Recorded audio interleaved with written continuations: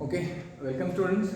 In the previous video we already talked about the digestive system. तर आपण पहिल्या व्हिडिओमध्ये काय बघितलं होतं, डायजेस्टिव्ह सिस्टम बघितली होती. तर डायजेस्टिव्ह सिस्टममध्ये आपण काय बघितलं, तर डायजेस्टिव्ह सिस्टममध्ये आपण हे पाहिलं होतं की आपण जे खाणारं अन्न आहे ते म्हणजे कोणकोणत्या ऑर्गन्स थ्रू जातं आणि कुठे डायजेशन होतं त्याचं, आणि त्या डायजेशन झाल्यानंतर जे काही मिनरल न्यूट्रिएंट्स, जे इम्पॉर्टंट न्यूट्रिएंट्स आहेत ते ॲब्सॉर्ब करून घेतल्यानंतर जे काही वेस्ट मटेरियल आहे ते त्याच्या थ्रू बाहेर टाकलं जातं. आपण एक ओव्हरव्ह्यू बघितला होता डायजेशन सिस्टमचा की आपण जे खातो ते अशा पद्धतीनं आपल्या पोटामध्ये जातं आणि पोटामध्ये त्याचं डायजेशन होऊन ते आपल्या बॉडीच्या आउटसाईड म्हणजे थ्रू फेकलं जातं. ते कसं फेकलं जातं ते आपण काल त्यामध्ये पाहिले. तर आज आपण काय बघणार आहोत, आज आपण बघायचं रेस्पिरेशन.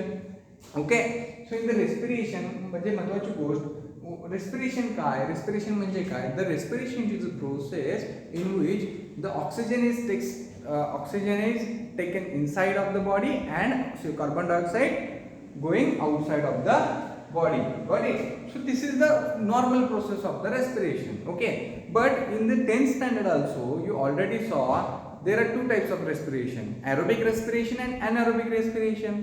हे पण तुम्ही ऐकलं होतं, aerobic respiration आणि anaerobic respiration. तर आपण एक रेस्पिरेशन जर बघतोय ह्युमन रेस्पिरेशन, तर ह्युमन रेस्पिरेशन ज्यावेळी बघत असो त्यावेळी ह्युमन रेस्पिरेशनच्या बाबतीत आपल्या डोळ्यासमोर एकच आलं पाहिजे, तर रेस्पिरेटरी सिस्टम. ओके, काय आलं पाहिजे, रेस्पिरेटरी सिस्टम. आणि ज्यावेळी आपण सेल्युलर रेस्पिरेशन बघतोय म्हणजेच काय, सेल्युलर सेलचं रेस्पिरेशन, त्यावेळी तुमच्या डोक्यात आलं पाहिजे की aerobic respiration and anaerobic respiration. Okay, तर एरोबिक रेस्पिरेशन काय, अनएरोबिक रेस्पिरेशन काय ते आपण बघू डिटेलमध्ये, किंवा तुम्ही शिकलेलं सुद्धा आहात आणि किंवा आपण ही सिस्टम कंप्लीट झाल्यानंतर आपण त्याबद्दल बघूया. Okay, so now you try to understand. You can see the image, you can see this diagram on the blackboard. So this is the typical structure of the respiratory system. This is the typical structure of the respiratory system. So inside that diagram, try to understand what are the parts which is involved. So first one you can see over here, this is the nose part. This part which is known as the, it is the nose part. So inside the nose part, and हा जो नाकाचा भाग आहे, so नाकाच्या भागामध्ये जर आपण एक respiratory system बघितलं, so this is our nose. So inside the nose actually there are two nostrils. इथे दोन नॉस्ट्रिल्स आहेत की नाकाची दोन होलं आहेत, त्याला काय बोलतो आपण, नॉस्ट्रिल्स बोलतो. So it is a couple. So nose has a couple of nostrils. म्हणजे एक दोन, ही जी कॅव्हिटी ही ओपन कॅव्हिटी आहे. जी नाकाची होलं असतात ती कशी असतात, पोकळ असतात. म्हणजे जी काही एअर आपण घेतो ती कशाच्या थ्रू आतमध्ये जाते, ती नाकावाटे आतमध्ये जात असते. Okay, so this is the opening. ही एक कॅव्हिटी आहे, हा एक एम्प्टी स्पेस आहे, त्याला आपण काय बोलतो, नासाल कॅव्हिटी बोलतो. त्याला काय बोलतो आपण, नासाल कॅव्हिटी. नासाल कॅव्हिटी कशाला बोलतो आपण, नाकाच्या आतल्या बाजूला जो काही पोकळ भाग असतो त्या पोकळ भागाला नासाल कॅव्हिटी असं म्हणतात. कॅव्हिटी म्हणजेच काय, एक पोकळी, आणि नासाल म्हणजे नाकाची पोकळी. Okay, so नासाल cavity. तर ही नासाल कॅव्हिटी मी जसं काल डायजेस्टिव्ह सिस्टम मध्ये बोललो होतो की नासाल कॅव्हिटी आणि ही माउथ कॅव्हिटी ही यांचं ओपनिंग हे एकच आहे. त्याला आपण काय बोलतो, फॅरिंक्स. त्याला काय आपण बोलतो, फॅरिंक्स. म्हणजे डायजेस्टिव्ह सिस्टम म्हणजे तोंडाची जी पोकळी आहे ती सुद्धा, ती पोकळी आणि नाकाची पोकळी ही एका म्हणजे एकमेकांच्या जवळ ओपन होतात. तुम्ही हा जर ओपनिंगचा पार्ट बघितला तर तुम्हाला समजून येईल. ओके, तर हे दोन्ही ओपनिंग इथे होतात. तर ह्या पार्टला आपण काय बोलतो, फॅरिंक्स. आता फॅरिंगच्या खाली आपण ह्या रेस्पिरेटरी सिस्टम मध्ये काय बघणार, एक नवीन पार्ट दाखवलाय मी, लॅरिंक्स. लॅरिंक्स म्हणजे काय, लॅरिंक्स म्हणजेच काय, नाव you observe, you touch your hand towards your neck, आणि तिथे तुम्ही एक आपण बोलतो ना घशाचा, त्याला आपण मराठीत काय बोलतो,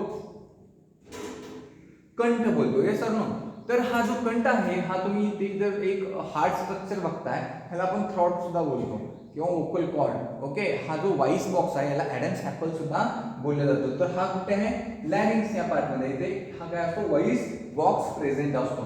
सो व्हॉइस बॉक्स जो प्रेझेंट आहे त्याचबरोबर या व्हॉइस बॉक्सच्या इथे इपिग्लॉटिस नावाचा प्रकार आहे. एपिग्लॉटिस म्हणजेच काय, आपण इथे दाखवू शकत नाही, पण आपण ज्यावेळी डिटेल्समध्ये बघणार आहोत रेस्पिरेटरी सिस्टम, तर त्यावेळी आपण इपिग्लॉटिस म्हणजेच काय बघणार. तर एक थोडक्यात तुम्हाला सांगायचं झालं तर एक श्वसन नलिका असते आणि एक अन्न नलिका असते. ओके, तर अन्ननलिका आपण काल डिस्कस केलेली आहे, ती कुठे, ती डायजेस्टिव्ह सिस्टमची पार्ट आहे. आणि जो श्वसन नलिका बोलतो त्याला बोलतो ट्रकिया. ओके, जो काय आहे इथे मी दाखवलेला हा जो ट्रकिया आहे ही एक श्वसन नलिका आहे. तर त्या श्वसन नलिकेच्या लॅरिंग्सच्या पार्टमध्ये व्हॉइस बॉक्स हा अटॅच असतो. व्हॉइस बॉक्स हा अटॅच असतो. फॉर एक्झाम्पल मी तुम्हाला सांगेन, म्हणजे समजा ही अन्न नलिका श्वसन नलिका आहे आणि इथे काय आहे, हा व्हॉइस बॉक्स प्रेझेंट असतो. अशा पद्धतीने आपले ओके व्हॉइस बॉक्स प्रेझेंट असतो. हा व्हॉइस बॉक्स आहे. तर इथे हा याला एपिग्लॉटिस बोलतात. एपिग्लॉटिस का, म्हणजे जे काही थोडक्यात काय बाहेरून येणारा कोणताही पार्टिकल डिरेक्टली आत जाऊ शकत नाही. तर इथे एपिग्लॉटिस हे ओपनिंगचं काम करतं. म्हणजेच काय, आपण अन्न ज्यावेळी खात असतो, ज्यावेळी आपण अन्न खात असतो त्यावेळी कधी कधी असं होतं की ते अन्नाचे काही भाग हे आपल्या श्वसन नलिकेत जाण्याचे प्रकार घडतात आणि त्यामुळे आपल्याला ठसका येतो. आणि तो ठसका म्हणजे थोडक्यात काय, अन्न आपल्या लंगमध्ये किंवा आपल्या लंग्समध्ये एंटर करू नये म्हणून हा एपिग्लॉटिस काय करतो, it prevents the food enter inside the trachea. म्हणजे श्वसन नलिकेमध्ये फूड एंटर होऊ नये याची काळजी कोण घेतं, हे एपिग्लॉटिस घेत असतं. Okay, so try to understand. मी जसं बोललो पहिल्यापासून, नाक हा एक श्वसन नलिकेचा आपल्या रेस्पिरेटरी सिस्टमचा पार्ट आहे. So this nasal cavity, or try to understand, this nasal cavity opens into the pharynx, and inside the pharynx, below the pharynx there are larynx which are present, and these larynx have voice boxes, and only one box which is known as the voice box, or it is also known as the Adam's apple. So this trachea, त्यानंतर इथून जो trachea असतो, so this trachea it is a wind pipe. ही एक अशी pipe सारखी असते, and it is made up by this C-shaped cartilaginous rings. म्हणजे आपण तुम्ही बघितला, जर तुम्ही एक बकऱ्याचं श्वसन नलिकेचा पार्ट घ्या, ओके, तुम्हाला असं रिंग लाईक स्ट्रक्चर्स मिळतील, त्याच्यावरती असतात की नाही घट्ट असे. ही रिंग लाईक कार्टिलेजिनस रिंग्स असतात. या कार्टिलेजिनस रिंग्सचं काम असतं, काय काम असतं, तर ह्या श्वसन नलिकेला घट्ट बनवायचं ते काम करतात. So try to understand this larynx और this trachea moves, it rise from the pharynx, it rise below the larynx, म्हणजे इथून बिलो द लॅरिंग्सच्या खालून हा पार्ट, हा ट्रकियाचा अराइज झालेला आहे. And it goes down into the lungs. हा कुठे जातो, it goes down into the lungs. हा खाली जाऊन हा कुणाला मिळतो, हा लंग्सला मिळतो.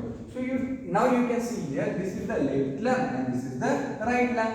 So this trachea which is connected with the two lungs with the help of that left bronchus and right bronchus. म्हणजे काय, ट्रकिया हा दोन पार्ट मध्ये, ट्रकिया परत इथे परत काय झालं, ज्यावेळी लंग मध्ये जातो त्यावेळी त्याचे काय होतात, परत दोन ब्रांचेस निघतात.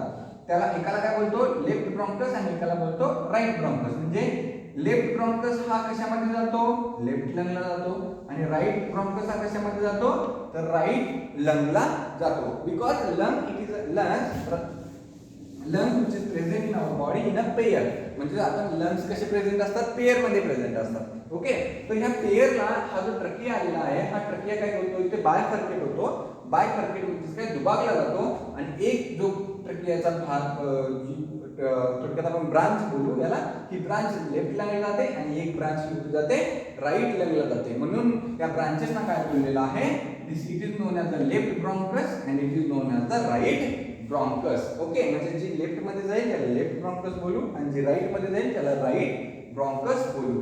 आता इथे तुम्ही परत बघाल, ओके, तर ह्या इथे जे परत तुम्ही बघितलाय, तर याच्यामध्ये परत याची दुभागणी झालेली आहे. म्हणजे ज्या लेफ्ट ब्रॉन्कस आणि राईट ब्रॉन्कसची झालेली आहे, it is again divided into branches, और it is again bifurcated into branches. त्या ब्रांचेसला आपण काय बोलतो, ब्रॉन्किओल्स बोलतो. काय बोलतो, ब्रॉन्किओल्स बोलतो. ओके, सो हे ब्रॉन्किओल्स जे आहेत ती कशापासून अराइज झाले, obviously it is a tracheo bronchial tree. म्हणजे या ट्रकियाच्या ब्रॉन्किओच्या काय ब्रांचेस आहेत. So it is known as a tracheo broncho tree.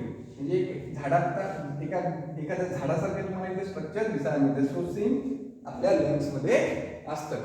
त्यानंतर आपण बघूया लंग्स हे कसे असतात, लंग्स हे थोरॅसिक कॅव्हिटी मध्ये काय असतात, लंग्स हे थोरॅसिक कॅव्हिटी मध्ये लोकेटेड असतात. थोरॅसिक कॅव्हिटी मध्ये लोकेटेड असतात म्हणजेच काय, तर थोरॅसिक कॅव्हिटी मध्ये लोकेटेड असणं म्हणजे आपली जी काही रिब केज आहे, रिब केज याला बोलतात थोरॅसिक कॅव्हिटी. म्हणजे आपला जो छातीचा भाग आहे, ह्याला बोलतात थोरेसिक कॅव्हिटी, म्हणजे ह्याच्या आतल्या पोकळ भागाला काय बोलतात थोरेसिक कॅव्हिटी. आणि ह्या थोरेसिक कॅव्हिटीमध्ये हे हार्ट सोबत हार्टच्या वरच्या बाजूला ते असे सिच्युएटेड असतात. समजलं? म्हणजे लंग्सच्या आतल्या बाजूला कोणता पार्ट असतो, तो लंग्सच्या आतमध्ये हार्ट असतं आपलं, म्हणजे हृदय बोलतो आपण त्याला. Got it? सो इथेपर्यंत समजलं? इथेपर्यंत की तुम्हाला कोणकोणते पार्ट आहेत. सो तुम्हाला मराठीत सांगितलंय मी की रेस्पिरेटरी सिस्टम म्हणजे श्वसन नलिकेची जी काही आपली सिस्टम आहे त्यामध्ये कुठला कुठला पार्ट आहे. नोजचा पार्ट आहे, नोज नंतर फॅरिंग्स आहे, फॅरिंग्स नंतर लॅरिंग्स आहे, लॅरिंग्स नंतर ट्रकिया आहे, trachea again divided into 2 branches, left bronchus and right bronchus, and again this bronchus have many branches, these branches which is known as the bronchioles, and at the end of that bronchioles, आणि या ब्रॉन्क्युलच्या एंडला तुम्ही इथे बघताय हा अल्वेओलाय present असतो. आणि अल्वेओलाय कसा असतो, ग्लोब्युलर इन स्ट्रक्चर. कसा असतो, ग्लोब्युलर इन स्ट्रक्चर. म्हणजे हा अल्वेओलाय जो आहे तो असा ह्या ब्रॉन्क्युल्सला काय असेल, त्या ब्रॉन्क्युल्सला अटॅच असेल. समजलं? म्हणजे ही काय झाली तुमची ब्रॉन्क्युल्स झाल्या, और ट्रकिओ ब्रॉन्क्युल्स ब्रांचेस झाल्या, हा ब्रॉन्क्युल झाला, आणि हा वाला झाला तुमचा अल्वेओलाय. त्याला काय बोलतो आपण, अल्वेओलाय. इथेपर्यंत समजून घ्या ऍक्च्युअली काय व्हायला लागलंय, त्यानंतर मी तुम्हाला स्टेप बाय स्टेप सांगत जातो. सो नोज मध्ये काय बोलतो मी, nose have pair of nostrils, म्हणजे नाका जवळ काय आहेत असे दोन नॉस्ट्रिल्स असतात. एक ओपनिंग, ही एक ओपनिंग आणि ही एक ओपनिंग, असे दोन नॉस्ट्रिल्स असतात. त्यांचं काम काय असतं आपण बघूया. So inside the nose there are hairs. So nose internally lined by the hair and it has some mucus. म्हणजेच काय, नाकामध्ये आपल्या केस असतात आणि त्या केसासोबत आपले एक म्युकस सिक्रेशन असतं. म्हणजे आपण चिकट पार्ट असतो ना नाकाच्या आतमध्ये. ओके, सो ते पार्ट जो कशासाठी असतो, तो पार्ट यासाठी असतो की जी हवेतून येणारी हवा आहे, म्हणजे ती वातावरणातून मिळणारी हवा आहे ती फिल्टर असते असंच नाही. तर काय होतं, जी काही धूळ सोबत, त्या हवेसोबत जी काही धूळ येणार आहे, जे काही थोडक्यात बॅक्टेरियाज येणार आहेत किंवा काही येत असतील, धूळ, धुळीचे कण, हे सर्व काय होतात ते केसांच्या मध्ये अडकले जातात आणि त्या म्युकसला चिकटून राहतात. त्यामुळे जी काही इथून काय होते, नाकातून फिल्टर होऊन एअर ही कुठे जाते. सो मी इथून इथे थोडक्यात तुम्हाला दाखवतो. सो ॲटमॉस्फिअरिक O2 आला, हा नाकावाटे कुठे गेला, नासाल कॅव्हिटीत गेला. येसोर नो.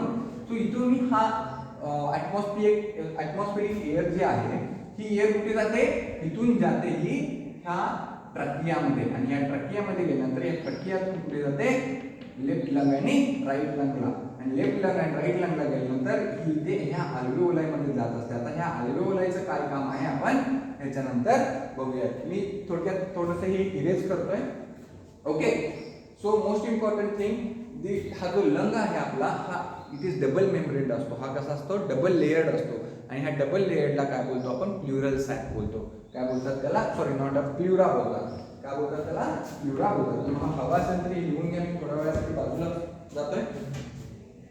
ओके, त्यानंतर आपण यानंतर आपण काय बघायचं आहे, थोडक्यात इन डिटेल बघायचं आहे. इन डिटेल म्हणजेच काय, आपण थोडक्यात आता बघणार आहोत रेस्पिरेशन. आणि रेस्पिरेशनची तुम्हाला डायग्राम समजली. आता डायग्राम नंतर आपण काय बघायचं आहे, आपण बघायचं आहे रेस्पिरेशन सिस्टम ऍक्च्युली काम कशी करते, म्हणजे आपली श्वसनाची जी काही प्रोसेस आहे ती कशी पूर्णपणे कंप्लीट असते. आणि त्याच्यामध्ये किती प्रकार आहेत, internal respiration and external respiration. There are 2 types of respiration. दोन प्रकारचे रेस्पिरेशन असतात. कुठले, internal respiration and external respiration. Okay, or it is also known as the respiration. So try to understand. So this respiration means what? Respiration or respiration means this respiration, which is very very important for the human beings or for all living organisms to produce a energy also, to produce a energy. Why it is important for to produce a energy? Try to understand. So in the respiration, normal respiration आपण काय बोललो, intake of air and or intake of oxygen and आपण जो बाहेर टाकतो त्याला काय बोलतो, CO2 बोलतो. म्हणजे ऑक्सिजन आत घेणं आणि कार्बन डायऑक्साइड बाहेर टाकणं, या प्रोसेसला आपण रेस्पिरेशन सिस्टम बोलतो. Actually there are 2 types of respiration और it is divided into 2 parts. Internal, sorry पहिला आपण एक्सटर्नल बोलूया. External respiration and internal respiration. External and internal respiration means काय बघा. External respiration means what? External respiration means the intake, the air comes in, or आपण दुसऱ्या language मध्ये असं बोलू शकतो, intake of oxygen, intake of oxygen from atmosphere and release of O2, sorry not CO2 from inside the body. म्हणजेच काय, वातावरणातला oxygen आत घेणे आणि शरीरातला कार्बन डायऑक्साइड हा बाहेर टाकणे, या प्रोसेसला आपण काय बोलतो, एक्सटर्नल रेस्पिरेशन. काय एक्सटर्नल? कारण हे ज्या काही गोष्टी होतात त्या लंग्स मध्ये होतात, म्हणजे बाहेर होतात. इंटरनल रेस्पिरेशन म्हणजेच काय, exchange of gases, exchange of gases from blood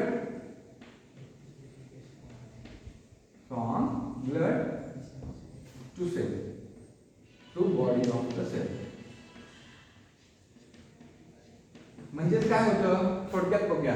exchange of gases इथं काय होईल, इथे एक्सचेंज ऑफ गॅसेस कशामध्ये होते, सो एक्सटर्नल रेस्पिरेशन मध्ये exchange of gases takes place inside the lung, and in the internal the exchange of gases takes place in blood and between the blood and body cells. इथे कुठे होते, between the blood and body cells मध्ये होते. Got it? External आणि internal समजलं.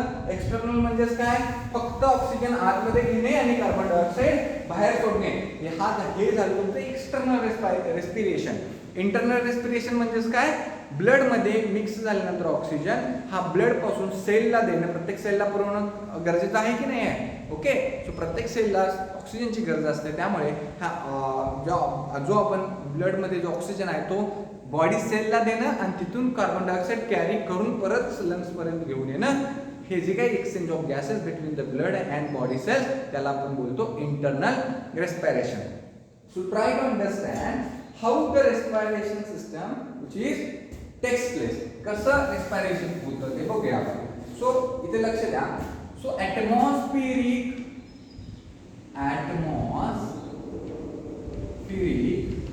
Air काय होते, atmospheric air enters inside the knows.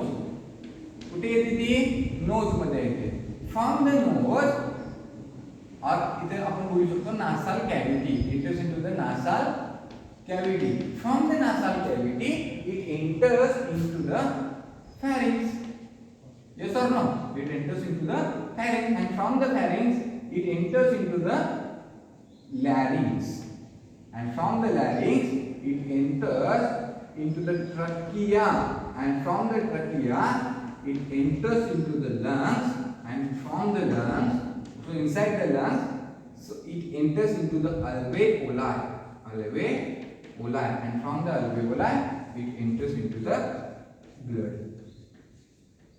What it काय म्हटलं की ॲटमॉस्फिरिक एअर आहे, जो वातावरणातली हवा आहे, कुठे जाते, नाकात जाते. पहिला म्हणजे थोडक्यात आपण नाकावाटे श्वसन करतो, आतमध्ये घेतो, नासाल कॅव्हिटी मध्ये जाते. नासाल कॅव्हिटी नंतर कुठे जाईल, फॅरिंक्स मध्ये जाईल. फॅरिंक्स म्हणजे काय, फॅरिंक्स हा इट इज अ पार्ट और it is a opening of mouth cavity and नासाल cavity. So after that it goes into the larynx, and you know the inside the larynx म्हणजे याला आपण काय बोलतो, इथे काय असतं प्रेझेंट, व्हॉइस बॉक्स प्रेझेंट असतो. So why we are able to communicate, आपला आवाज काय येतो तर माहिती आहे तुम्हाला, तर आपला आवाज येण्यामागचं कारण हे आहे की आपण ज्यावेळी एअर आतमध्ये घेतो किंवा आपण आतली एअर बाहेर सोडत असतो, त्यावेळी जे व्होकल बॉक्स आहेत किंवा हा ॲडम्स ऑफ ॲपल आहे, ह्यामध्ये काय होतं, व्हायब्रेशन्स होतात, आणि या व्हायब्रेशन्समुळे हे आपले ध्वनी प्रोड्यूस होत असतात. But so that's why for the communication the air which is also important. Without air we cannot communicate. You try to you just take one example regarding to this. So now you just stop as it is. You don't take oxygen inside, or you don't release CO2 from your body also. You stop as it is. There is no voice production, there is no sound production is gonna to takes place. But what will happen when you are continuously talking, or you are continuously talking means what? In this case, what happen? Ear vibrate your vocal cords, and because of that the sound is produced. आणि त्यामुळे काय होत आहे? Sound production होत आहे. Okay, हा झाला हा साऊंडचा भाग. पण या लॅरिंग्स मधून काय होतं? हा ट्रकियामध्ये जातो, आणि ट्रकियामध्ये तुम्हाला माहिती आहे, ट्रकियामध्ये when oxygen or when the air enters into the trachea, it goes or it is bifurcated, it goes into two lungs, right lung also and left lung also. And what happens when it enters into the lungs, so that time it goes throughout that bronchiole, inside the alveoli. And you know the structure of alveoli structure, which is the globular, and it is connected to the bronchioles, or it is connected to the bronchioles. And from the here what happened, the atmospheric O2 comes here, and इथं काय होत असतं?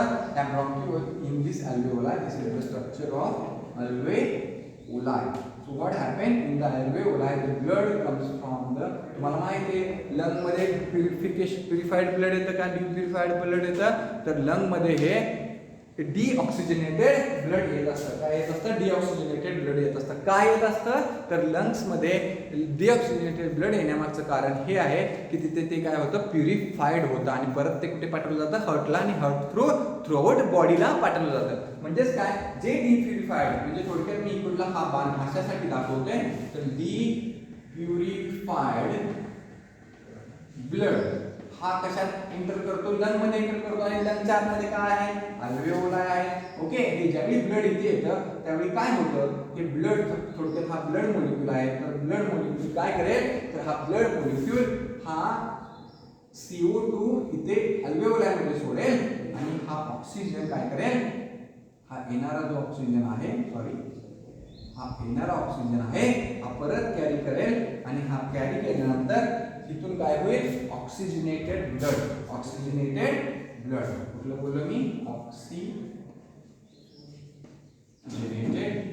Blood हे हार्टकडे जाईल, आणि हे oxygenated म्हणजेच काय? हे प्युरिफाइड ब्लड किंवा ऑक्सिजनेटेड ब्लड किंवा डिप्युरिफाइड किंवा डिऑक्सिजनेटेड ब्लड असं आपण डिफ्युरिफिकेशन म्हणतो. हे ऑक्सिजनेटेड किंवा प्युरिफाइड ब्लड हे थ्रूआउट बॉडीला प्रोव्हाइड केलं जाईल. म्हणजे बॉडीला ऑक्सिजन, किंवा मी इथं बोललो त्या ब्लड पासून काय केलं जातं? ह्या ब्लड मधून बॉडीला काय पुरवला जातो? ऑक्सिजन पुरवला जातो. आणि कसा पुरवला जातो?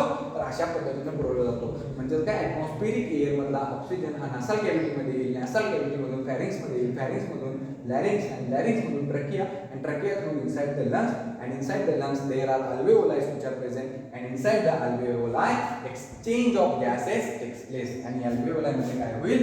गॅसियस एक्सचेंजेस होईल. म्हणजे O2 हा ह्या ब्लड कंपोनंटला, म्हणजे ब्लडला थोडक्यात काय आरबीसी असतात, आरबीसी वरती हिमोग्लोबिन नावाचं प्रोटीन असतं, आणि त्या हिमोग्लोबिन नावाच्या प्रोटीनला काय होतं? हा ऑक्सिजन बाइंड होत असतो, आणि कार्बन डायऑक्साईड सुद्धा बाइंड होत असतो. पण ज्यावेळी हा संपूर्ण बॉडीकडनं हे ब्लड, ज्यावेळी हे कार्बन डायऑक्साईड इथे घेऊन येतं, त्यावेळी हे कार्बन डायऑक्साईड ह्या अल्वेओलामध्ये काय केला जातो? रिलीज केला जातो, आणि हा इथे बाहेरून आलेला ऑक्सिजन जो आहे तो काय केला जातो?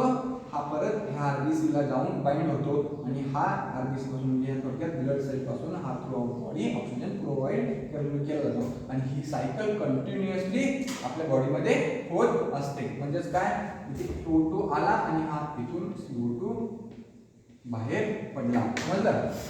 O2 आतमध्ये गेला, CO2 बाहेर सोडला गेला. ही आपली नॉर्मल रेस्पिरेशनची प्रोसेस असते. I hope that is this is the only overview of the respiratory system. फक्त हा ओव्हरव्ह्यू आहे. यामध्ये काही डाऊट्स असतील तर तुम्ही या कमेंट सेक्शनमध्ये, या व्हॉट्सअप ग्रुपला सांगू शकता की यामध्ये काही डाऊट्स असतील तर. Okay, so now you try to understand why respiration is important. आता हे आपण इथेपर्यंत बघितलं, पण रेस्पिरेशन का इम्पॉर्टंट आहे? So Y respiration is important. Why respiration is important? Why respiration is important? To break down or this respiration or this oxygen, which is very important for the for to all metabolic activities. म्हणजे हा जो respiration आहे, हा जो O2 आहे, हा oxygen आहे जो आहे तो सगळ्या मेटाबॉलिक रिॲक्शनसाठी इम्पॉर्टंट असतो. कसा इम्पॉर्टंट असतो आपण बघूया.